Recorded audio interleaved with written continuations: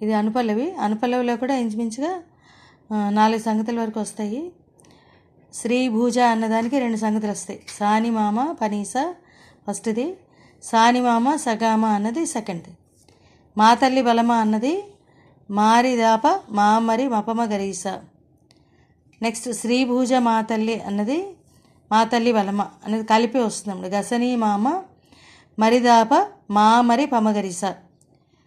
Next దానికి మా తల్లి బలమ అన్నది సేమ్ ఇదే వచ్చేస్తుంది, మామరి పమగరీస.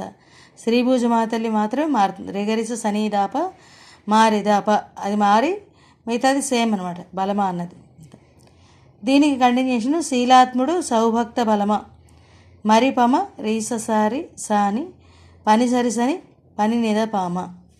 నెక్స్ట్ మళ్ళీ శ్రీభూజ మాతల్లి బలమ అదే వచ్చి శీలాత్ముడు సౌభక్త బలమ మారుతుంది. మళ్ళీ పని సాని సాని దప పని సరిసని దప్పపామ అని చెప్పి వస్తుంది. ఈ రకంగా వస్తుంది. అసలు ఏం ఎక్కడ కన్ఫ్యూజ్ అవ్వట్లేదు. ఫస్ట్ సంగతి శ్రీభూజ వస్తుంది.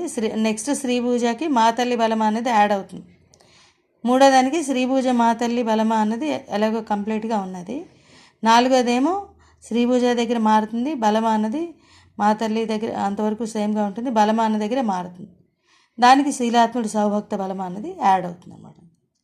మళ్ళీ అదే శ్రీభూజ మాతల్లి బలమకి శీలాత్ముడు సౌభక్త బలమ అన్నది 2 సంగతి కింద వేస్తాము. అంతే. ఈ రకంగా అనుపల్లవి వస్తుంది.